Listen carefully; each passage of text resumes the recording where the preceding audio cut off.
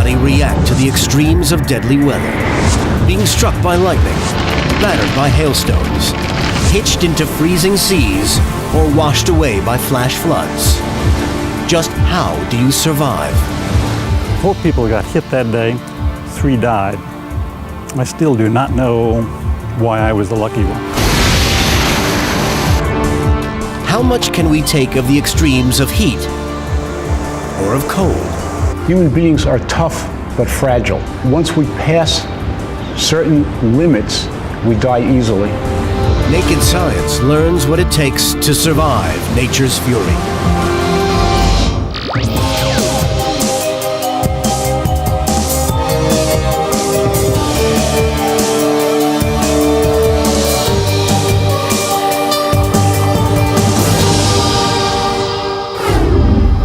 The Earth can be a dangerous place, and extreme weather can kill us wherever we live. Flash floods wash away communities.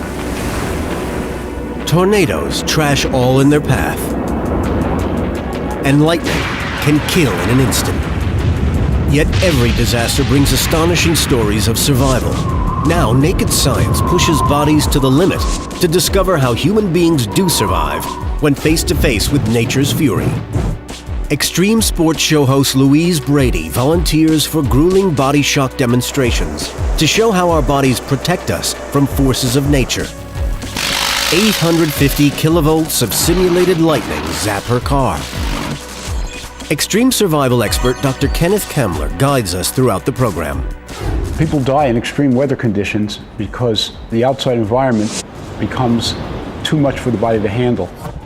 Dr. Kamler has studied how human beings survive the very worst the environment can throw at them.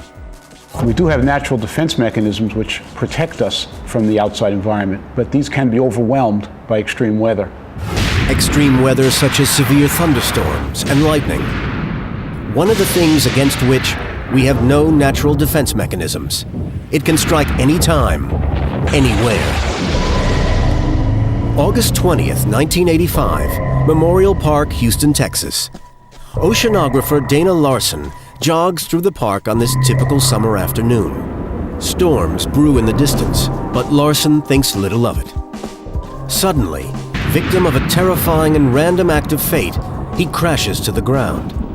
Like several others that day, he's been struck by a bolt of lightning. I don't remember anything about being hit. I wish I did, because I think that would have been a very memorable experience. Larson lies unconscious and unmoving until passers-by summon emergency services who rush him to the hospital. Doctors rapidly establish that Larson has few outwardly obvious physical injuries. But one deeply disturbing effect of the lightning strike becomes apparent. The strike has damaged his short-term memory. And he said, "Mr. Larson, have we ever met before?" And I said, "Dude, I don't think so." Then he said, "Mr. Larson, would you look at the wall?" And I did, and he said, "Mr. Larson, would you look at me again?" I looked back at him, and he said, "Mr. Larson, have we ever met before?" And I looked at him again, and I said, "Dude, I don't think so." Larson is one of the roughly 300 people injured by lightning every year in the U.S. Lightning expert Ron Hawley from Tucson, Arizona, has studied the phenomenon for 20 years. Since lightning comes down from the sky, it looks for something to hit that's the most convenient or closest to it looking down from above. And when something is tall, that's the first thing that's going to be struck. It doesn't hit the ground if there's something tall around. If there's nothing in terms of a tree or another object nearby, then it will hit a person who's standing in the open. Hawley's research shows that if you're standing outside in a lightning storm, then you're in serious danger. There really is nowhere safe outside from lightning. A lot of myths are held with regard to what you're holding or carrying or wearing. It doesn't matter. If you're the tallest object, especially if you're in the open, you are the object that the lightning will come down and reach. Strangely, many victims are not struck from above. I think about half of all lightning deaths and injuries occurred to people where the current comes up from the ground.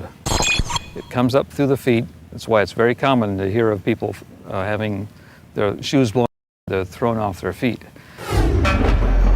For Larson, the lightning strike has other horrific effects. He suffers nerve damage and experiences headaches that drive him to despair. The headache would come. I thought seriously about committing suicide. Gradually they went away. If they had not gone away, I would have committed suicide. Now that the headaches have gone, Larson considers himself fortunate. In the United States alone, an average of 60 people die each year as a result of lightning strikes. I felt very lucky in that 4 people got hit that day, 3 died. I still do not know why I was the lucky one. But despite his recovery, Larson has developed a dangerous obsession. He feels compelled to go out to watch any storm within reach. Fascinated by it. It's so beautiful, so powerful. I still would like to be close to lightning. It's so beautiful. The deadly danger and utter unpredictability of lightning strikes make them tough to study. But scientists at a research facility in Germany are overcoming that problem. They've made a machine that creates artificial lightning. Even better, their test thunderbolts will strike exactly when and where they want. Our somewhat nervous body shock volunteer, Louise Brady, will discover firsthand what it feels like to be directly under a lightning strike. Okay? Yeah. It's clearly too dangerous to zap an exposed human being with artificial lightning, so she sits in a car. The scientists create a charge of 850 kilovolts using a series of giant transformers. That's enough power to arc from the generator to the car roof. It's also important that Louise sits on her hands. She's warned that touching anything connected to the metal body could divert the electric charge onto her with potentially catastrophic results. I've been told I won't feel a thing.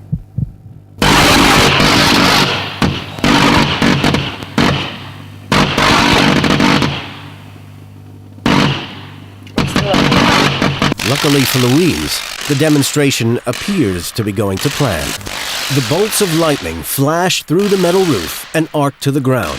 Louise is safe. The metal body conducts electricity more efficiently than anything else on the car, so the charge bypasses her as it finds the shortest route to the ground. Okay, I can't feel anything. I can't feel anything. I mean, I can feel me. I'm okay. Louise senses the electric charge in the air, but feels none of the effects of a lightning strike. But what if it all went wrong? What would happen to her if she was struck by lightning? As lightning strikes a person, it seeks out the most efficient conductor through the body. That's the central nervous system, a pathway ready designed for conducting electrical nerve signals. The human body is an almost unimaginable collection of chemical reactions and electrical circuits. When someone is struck by lightning, they suddenly get overwhelmed by a tremendous force of electricity. And it's as if the body is short-circuited. All these systems go haywire. If the charge passes through the body without affecting the major organs, then the person has a good chance of surviving. But the effects can be deadly if it hits the heart. The shock can throw the heart out of its normal rhythm, so it can't pump blood around the body. It might even stop completely.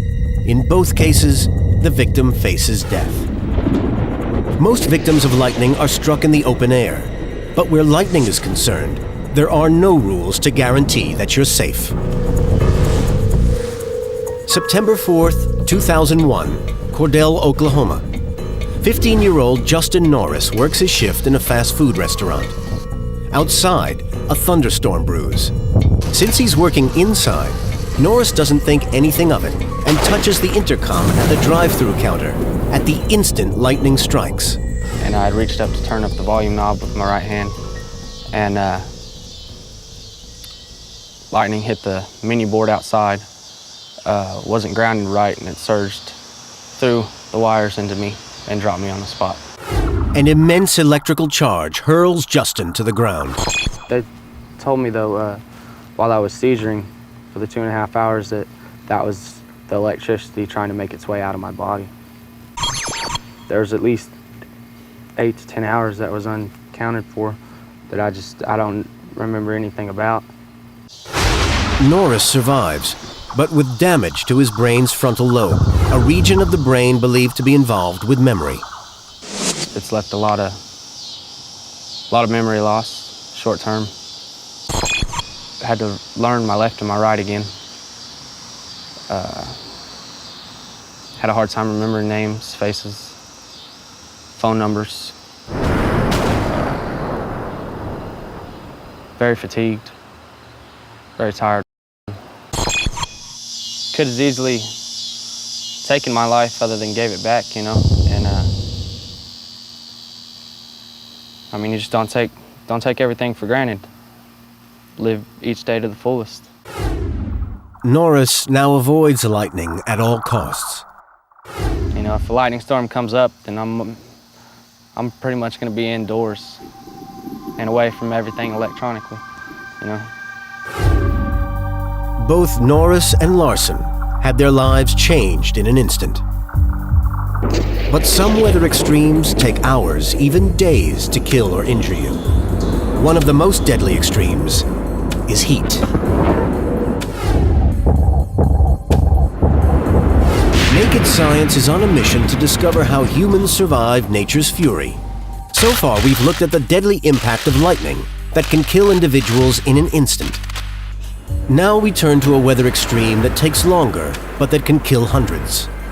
1995, a heat wave in Chicago, Illinois. Temperatures soared to over 100, with a heat index peaking at 120. Many people suffer from heat exhaustion. More than 700 lose their lives. The problem with extreme heat is that human beings can only survive within a relatively narrow band of temperatures. If we didn't have such elaborate defense mechanisms to protect us from outside heat, we'd be no different than a piece of meat in an oven. So how can our bodies protect themselves in the hottest of conditions? We subject our volunteer, Louise Brady, to another brutal body shock demonstration: extreme heat.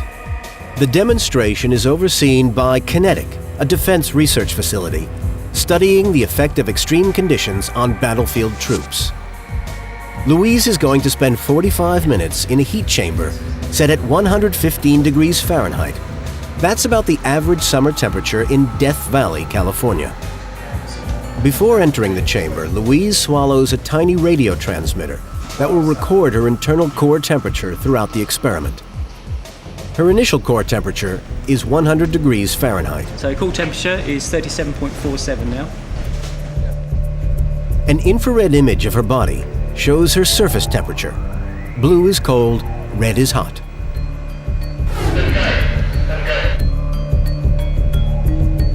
Louise walks on a treadmill to simulate walking through the desert. Even though she is a fit and active young woman, she finds the 115 degrees heat hard to cope with. For Louise to survive in extreme heat, she needs to keep her internal organs, such as her heart, liver, and brain, cool so they can continue to work efficiently. To do this, her body activates a series of cooling mechanisms. It increases blood flow to the surface, carrying more heat away from the core to the skin. That heat is lost by radiation and convection to the air, in much the same way a car radiator dissipates heat from the car engine. This system is very efficient until the outside temperature gets too high. If the outside temperature is higher than your body temperature, then you won't lose heat at all. In fact, you'll gain heat. So in those situations, the body resorts to its backup mechanism to relieve excess heat. That backup mechanism is sweating. Louise's pores release water onto her skin. Evaporation draws heat energy from her skin and cools blood near the surface. Circulating through her body, it cools her vital organs. I'm slumping forward. I'm sweating a lot. It's running down my back. I'm losing a bit of balance, actually. I'm losing my sense of balance as well. That's weird. But there is a downside to sweating. It costs Louise water and can lead to dehydration. As she becomes dehydrated, the delicate fluid-salt balance is upset. In extreme cases, that can lead to organ failure. Your body is such a fine-tuned mechanism that it can't tolerate having the wrong proportion of salt in its system. And Once that occurs, it starts a downward spiral, which will be fatal. Louise was in the 115-degree heat chamber for 45 minutes. The infrared camera shows how her body surface has reacted. On the left is before the test. On the right, after. The images show a dramatic increase in surface temperature. I feel absolutely exhausted. So hot inside. I can't tell you, I feel like I'm boiling up. While her surface temperature has soared to over 100 degrees Fahrenheit, Louise's cooling mechanisms are working well, and her core temperature has only gone up by half a degree, a rise that will not cause any significant damage. But Louise's body has paid a high price. She lost more than half a pint of fluid through perspiration.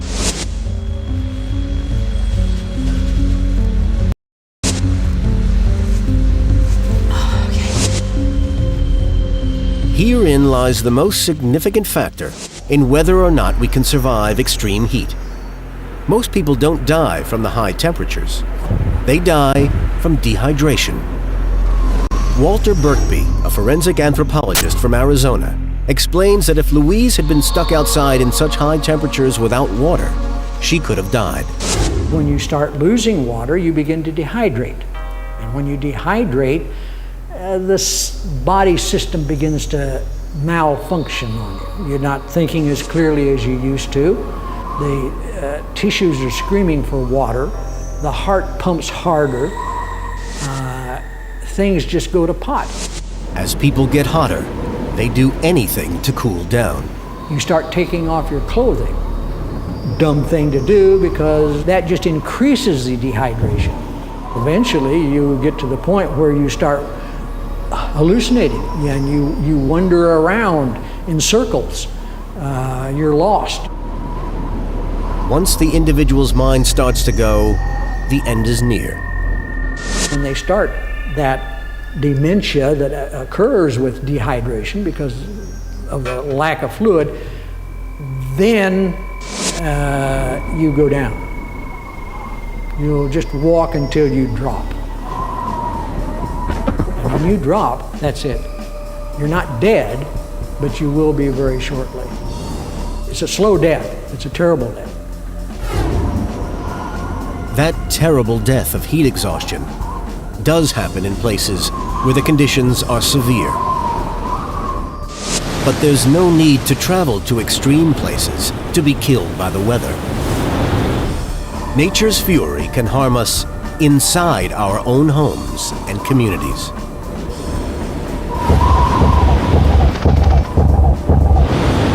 Looking at ways of surviving nature's fury, naked science has seen how individuals can die from lightning strikes and the terrors of dehydration death from extreme heat in the deserts of the world. Yet there is one weather phenomenon that brings death and destruction to our own homes: the tornado.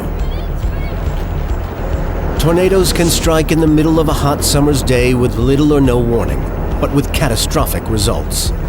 Generating winds of up to around 300 miles an hour, they can transform almost anything into an instrument of death, appearing within seconds, catching people and communities utterly unaware, bringing almost unimaginable devastation. And that is just what happened when a tornado smashes its way through Oklahoma on a spring day in May 1999. There really is no home straight down there. It's just debris from the neighborhood before. Hundreds and hundreds of homes are completely gone. Hundreds of yards wide, a tornado races north through Oklahoma, smashing into the tiny community of Bridge Creek. Baptist minister Tom Duckett watches the storm as it hits. It was the most powerful wind movement I've ever seen. It was the widest path of anything that I've ever watched or been close to. It just was huge. It blotted out the sky. It moved the earth that you were standing on. It rumbled as tornadoes do. It screamed.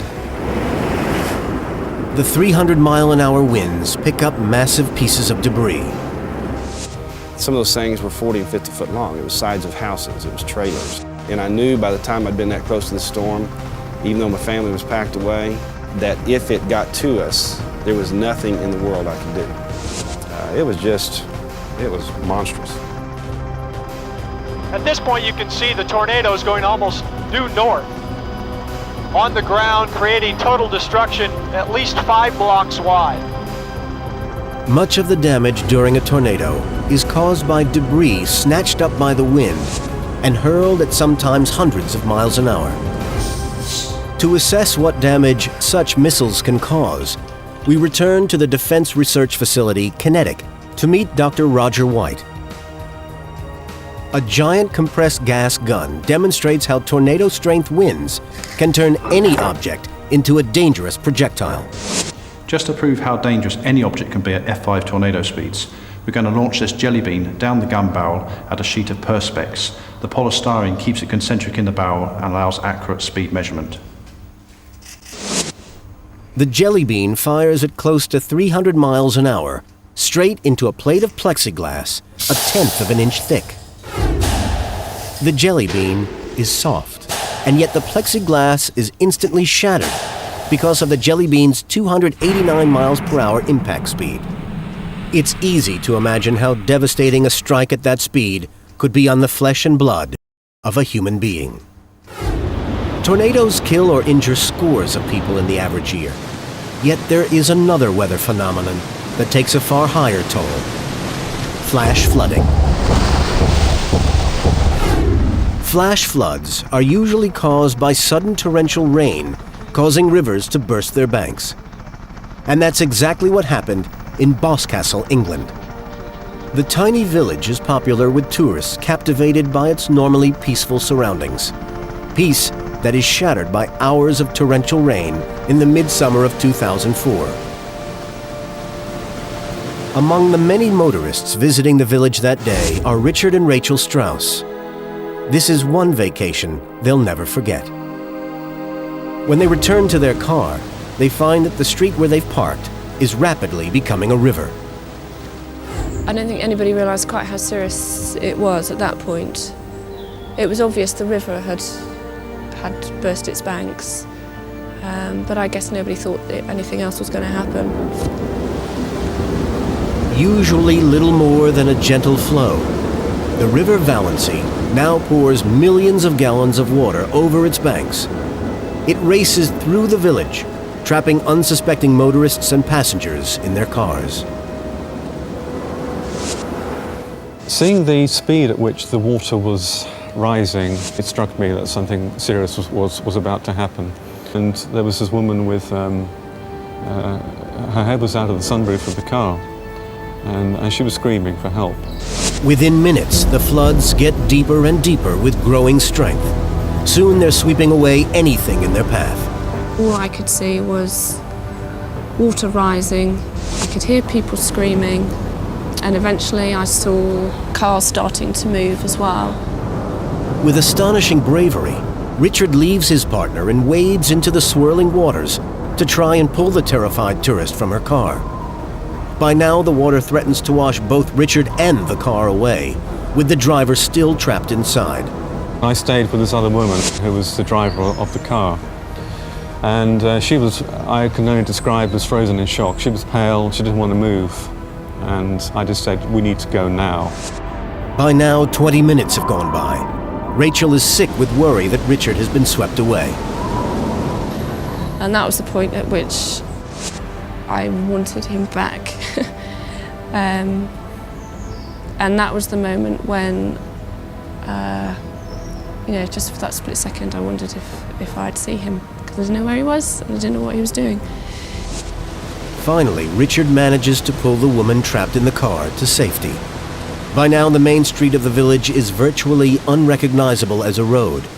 It turns into a swirling torrent, sweeping millions of gallons of water to the sea. Military rescue helicopters arrive on the scene. The flood causes millions of dollars of damage and reduces the once picturesque village to a sea of stinking mud and debris. Yet amazingly, no lives are lost. For the Strausses, a return to the village stirs traumatic memories. It's one thing to watch it on the television, it's quite another thing to actually come back. The Boscastle disaster shows the power of flash floods. Faced with such power, how long could somebody resist being swept away? To find out, we take our fearless guinea pig, Louise Brady, to a canoe run in Nottingham, England. We crash 6,500 gallons of water a second down on her.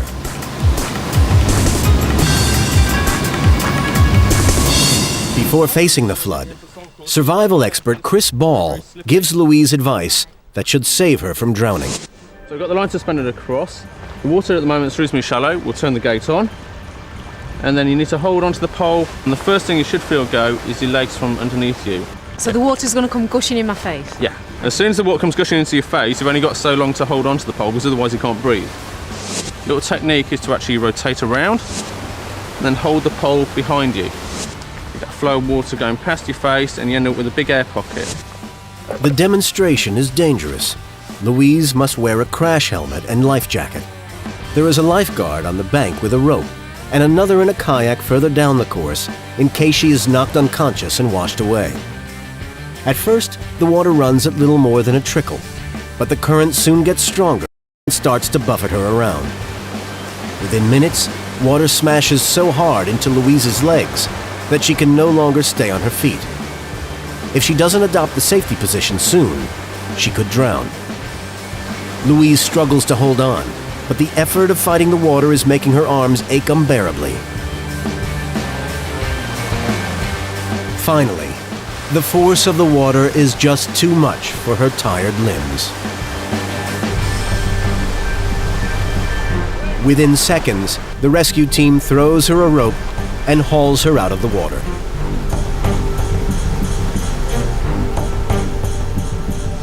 That was absolutely unbelievable. You know what? The water has so much force. It's incredible. And your legs are almost taken from underneath you. And I held on for as long as I could, but because of the coldness of the water, and then just the sheer force, it just takes you. There was no getting away from it. I couldn't hold on any longer. This demonstration shows that humans can offer little resistance against the overwhelming power of a flash flood. Louise was safe in this controlled situation. Caught in a real flash flood, there would be no one to pull her to safety. And that's without the added risk of hitting submerged debris or being sucked under by the swirling water. Close to rivers, flash floods are potentially a deadly danger. But no less dangerous is another weather extreme. Naked Science next looks at how humans can survive the dangers of extreme cold.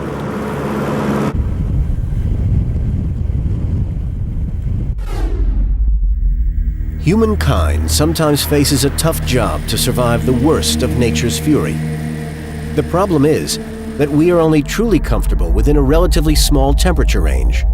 What some would see as a human design fault is inherited from our earliest ancestors. Human beings developed on the African plains where the temperature is about 82 degrees. And bodies are designed more to get rid of excess heat than they are to maintain heat in cold temperatures. So when the body is exposed to extreme cold, it has very few mechanisms to protect itself. To learn more about what simple mechanisms we do have, we put our volunteer Louise Brady through yet another body shock demonstration. This time, it's extreme cold. Louise is inside a 55 degrees Fahrenheit chamber. It's like a fall day in Virginia. But even at this temperature, a person without protection could suffer hypothermia. The technician stays warm by going in and out of the room. But trapped in the cold, Louise's body switches onto autopilot to protect itself, particularly the vital organs such as the heart and lungs. It's crucial that they're kept warm. If her core temperature drops by more than a few degrees, her most important organs stop functioning efficiently. But Louise does have defenses. First, the blood is redirected to the body core, away from the surface, and underneath the insulating layers of fat tissue. 5 minutes in, and the body's second level of temperature protection kicks in. Louise shivers. The rapid vibration of her muscles creates heat, warming the blood, which transfers that heat to other parts of the body. Her body defenses may be protecting her organs, but Louise still isn't feeling any better. I'm feeling colder and colder. Finger ends extremely cold, getting a little bit stiff. Almost feeling a little bit numb there on the ends of my fingers. But I feel as though the cold's working its way down to my legs and right through to my toes. Louise's body has yet another mechanism to keep warm. Goosebumps that forces her body hair to stand up on end. The idea is that the hair traps a layer of insulating air next to the skin. But because, like most humans, Louise hasn't much body hair, the effect is minimal. So the body doesn't have very good mechanisms to protect itself against cold. And what will happen is that the body temperature will start to drop. Once that happens, the chemical reactions that run our bodies start to run amok because the temperature is off and the speed of the reactions is off. And then the whole body just starts to go haywire. Conditions fall apart, and that's when people start to die. 15 minutes in, we warned her it's going to get worse, much worse. It's time now to introduce the wind chill factor, and I'm told it's going to be really cold. Oh. The wind machine blows a 22-mile-per-hour wind directly on Louise. That's calculated to produce a wind chill factor of 16 degrees. So while the actual temperature in the chamber is still 55, the cooling effect that Louise feels is equivalent to a mere 39 degrees. Caught in the wind flow, Louise feels the effects almost instantaneously. In fact, our ability to survive extreme cold is greatly influenced by the wind levels we encounter.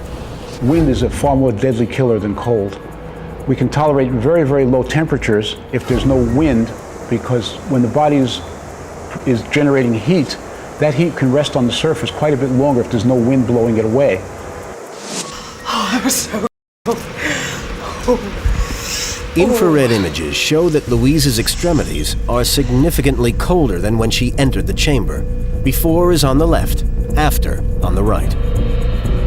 My body's gone quite tense. The wind was so cold, it was making my eyes run, and my teeth started chattering, and I felt like all the hairs on my body were standing on end. Very cold. Louise's core temperature has dropped about 1/4 degree, but her skin temperature has dropped over 10 degrees. That's not life-threatening, and once in the warm, it will quickly return to normal. However, if Louise was outside with no protection, she would slowly succumb to hypothermia. If her core temperature were to drop below 92 degrees, she could die. Extreme cold can kill as easily as extreme heat, which, in Dr. Kamler's opinion, is the worst way to die. If you're going to die from extreme heat or extreme cold, it might be better to die from extreme cold, since as your body temperature drops, your brain functions slow down and you become less aware of your environment, and people even report having a warm feeling at that point, and maybe that's a more comfortable way to go. Extreme cold can be a slow death, but other extreme weather brings destruction in an instant. Hail.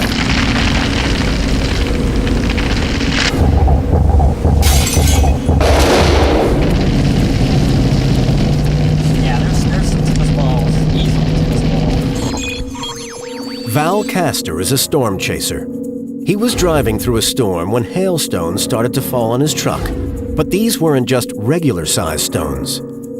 We all of a sudden started getting baseball-sized hail falling, out of a place where it shouldn't have been falling at, and we tried to run from it, and it caught us, and we never got out of it. Oh, man! Val's truck was pounded by hundreds of giant hailstones. Destroyed my truck. Broke out the windows, broke out the headlights, the blinkers, the taillights, knocked off the antennas, shattered the windshield so bad that we couldn't even see out of it. We had glass coming in on us. Matter of fact, I probably had a dozen little cuts in my arm just from the glass coming in from the windshield. The speed hailstones fall is determined by gravity, their size, and wind conditions. A free-falling 1-inch diameter natural hailstone would be traveling around 45 miles an hour when it hits the ground. A 3-inch stone around 85 miles an hour. Are you all right? Oh, I'm fine, yeah. Got some few bruises? Yeah. Ouch. What size was it? I don't know. You know, I've been hit before with a golf ball-sized hailstone on the head. And maybe that's why I'm so crazy right now. But just what sort of damage can a hailstone really do on impact? We went back to Dr. Roger White at Kenneth. As part of his research, he studies the impact of ice on jet engines. To do this, he fires ice bullets of different sizes from his compressed gas gun. The gun has a 60-foot barrel and can fire a range of projectiles at speeds up to 900 miles an hour. That's faster than the speed of sound. Dr. White creates a styrofoam capsule to hold the hailstone in the gun barrel. This is to ensure that the irregular shaped manufactured hailstones are all accelerated to the correct speed. The gun bores are not normally the same diameter as the hailstones, etc., that we fire. To hold them concentrically in the barrel whilst we're launching them, we put them into a thing called a sabot, which is effectively a cup. For low velocity shots, the styrofoam cup is strong enough to support the hailstone. But if he wants to fire them at higher velocities, he has to place the styrofoam cup into an aluminum holder, or it will disintegrate under the pressure of the compressed gas. To accurately measure the speed of the ice bullets, there are 2 infrared sensors that calculate the velocity to within 6 feet a second. First, he fires a 3-inch hailstone at 105 miles per hour at the window of a car. It shatters instantly. But what would happen if it hit a human being? As it is much too dangerous to shoot at a person, Dr. White fires different-sized hailstones at some fruit and vegetables. In each case, the hailstone is fired at the speed it would naturally reach were it falling to earth in a storm. This is what happens when a 1-inch hailstone, traveling at 55 miles per hour, hits an apple. And a sheet of plexiglass. And a 3-inch stone hitting a pumpkin. And a life-size human fiberglass dummy.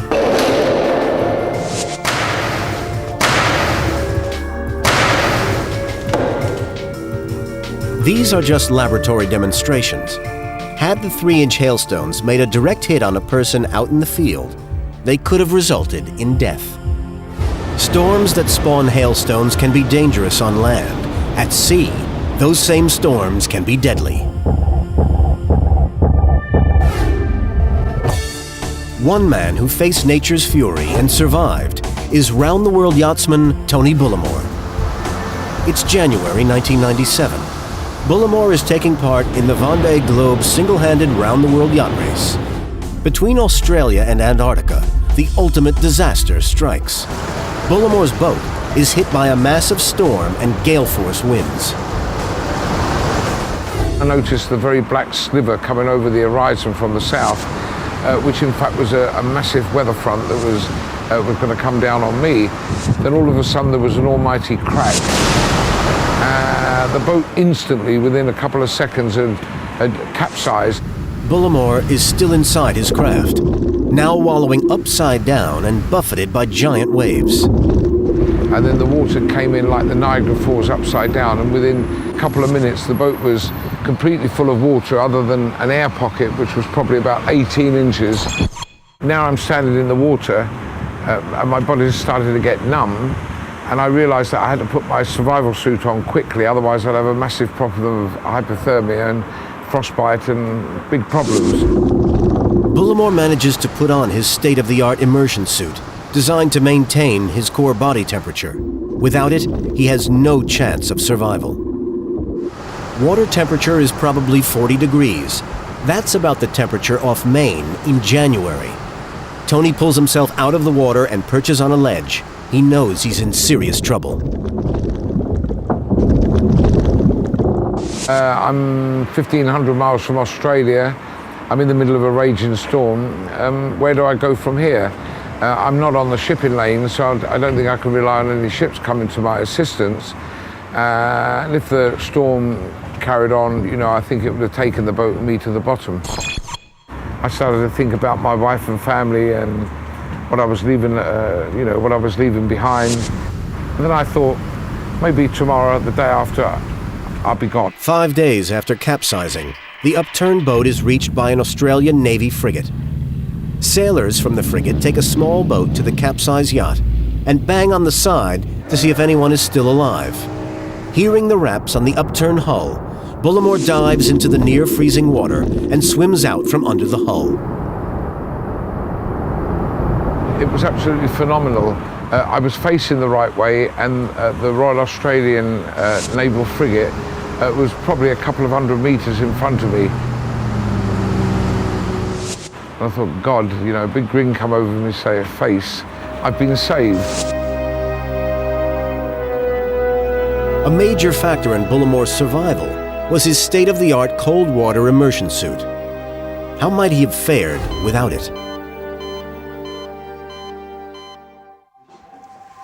To learn what happens to our bodies when we're plunged unprotected into icy water, volunteer Louise Brady faces the last of our body shock demonstrations: extreme cold water. Before going into the cold water, her dexterity and strength are tested to see how the ordeal will affect her ability to do simple tasks. We're going to look at your muscle strength, both before and after you've been in the chambers. And to do this, we're using this hand grip dynamometer. Okay, and stop there. Lovely. 38.3 kilograms. To test her nimbleness, she must do a simple dexterity test called the O'Connor test. It will test her fine motor skills, the sort of tasks that could save her life in an emergency. She records an excellent time of 1 minute and 8 seconds. To ensure Louise's safety, she wears a life jacket and her temperature is monitored at all times. The water is set at 55 degrees Fahrenheit. That's the October temperature of the sea off Maine. It's also the same temperature as the air in the cold chamber, but the effects are very different. Immediately as Louise enters the water, she goes into shock. The effect of the sudden cold water against her body sets off a reflex action of gasping for breath. Extremely cold. Almost taking my breath away. But this reflex action can have a catastrophic effect, as the gasping for air can cause people to swallow water and even drown. The body has a natural instinct to take in oxygen when it finds itself in a survival situation. People who suddenly and unexpectedly find themselves immersed in water run a very high risk of drowning. But yet opening your mouth underwater is the last thing you want to do. If you're able to control that instinct and not take a breath, you then have to sort of fight your way out of the water. So if the water is the same 55 degrees as the cold chamber Louise has already endured, why is it so much more deadly? The answer is that water transports heat away from the body 25 times faster than cold air does. So if you're in contact with cold water, that water is going to literally suck the heat out of your body. It was this dramatic heat loss in icy water that caused the appalling loss of life in one of the worst maritime disasters of all time, the sinking of the Titanic. Those who were in the lifeboats survived because they were only exposed to cold air. By contrast, all but 10 of the people in the water died, even though the water temperature was nearly the same as the air temperature. They died because the cold water began sucking heat from their bodies more efficiently than the air, and they fell victim to hypothermia. Louise's chilly bath is not as cold as that, but it still causes her major problems. It's not such a shock as what it was when I first got in, because it really took my breath away. I'm breathing a little bit better. I'm not so frightened. I can see how people only survive for minutes when they've gone overboard. It's very frightening. Louise's blood supply is being redirected to the center of her body to protect vital organs. The effect of redirecting the heat away from her extremities is giving Louise some odd sensations. Even though she is cooling down, her brain tricks her into thinking the opposite. I don't know, I feel very strange now. I almost feel like I'm tingling, as if I'm warming up in a funny kind of way. As less blood flows into her limbs, they begin to go numb. I can't feel my feet now. I at all. My brain is telling me that if I move, if I move my limbs, I'll stay warm. But that is the worst thing she can do. The exertion would force vital heat into her limbs, allowing it to be sucked out into the water as her arms and legs act like radiators. So far from keeping her warm, swimming around would actually make Louise colder. My teeth are really starting to chatter, and my body's going quite tense. And my hands and wrists are numb, and my feet and my ankles are really numb. My core's gone really quite tense and stiff. Part of my body is wanting to close down. After just 20 minutes in the water, her core temperature has dropped nearly a degree to 98.8. I don't really want to talk or do anything much, really, apart from get warm. The rate of heat loss varies widely from person to person. But if Louise's core cooled below 82 degrees, then she could become unconscious. Below 78 degrees, she could die. Amazingly, because blood from her extremities is still very cold, Louise's core body temperature continues to drop, even though she's out of the water. I think I'm feeling worse now than what I did when I was in there. I'm really cold and really numb, and I feel really stiff everywhere. I can't really feel my feet and the bottom half of my legs very much. A retake of the strength and dexterity tests is revealing. Her strength has dropped by a third, and Louise also takes almost twice as long to fit in all the pegs. This is because the cold has slowed down chemical reactions in her brain and muscles. Her brain is working less efficiently, and her muscles won't allow her to control the finer motor movements of her hands. Had she been at sea, she may not have been able to open a life raft or fire a flare, perhaps the difference between life and death. Once in a warm bath, Louise's temperature starts to rise. I've never ever felt as cold as that, ever. I can easily see now when people get that cold how they just don't want to move, they don't want to think, and they can't see an end to being that cold. They just give up the will to live. Oh. Louise was only in the cold water for 20 minutes. At sea, she could have died within hours. We've seen nature's fury in the raw, the extraordinary destructive power of tornado winds, how hard it is to survive a flash flood or a lightning strike. What happens to our bodies when we're subjected to extreme heat, cold, and cold water? But the question still remains, why ultimately do some people survive? We are all roughly the same when it comes to physiology. So what is it about some individuals that keeps them alive? The answer in many cases comes down to the most fragile part of our body, our brain. Humankind uses intellect and ingenuity to develop ways of surviving most extreme weather. We build shelters, create survival aids, and make protective clothing. We develop technologies to warn us of impending deadly weather. But what about those who are caught in potentially lethal weather? How do they survive against the odds? It turns out that many are sustained by another important attribute of our brains, our willpower. The mental aspect of survival is really critical. The people who are successful at surviving extreme conditions are the ones who generally have a larger goal in mind. Almost all survivors will tell you that they did have some higher reason to survive.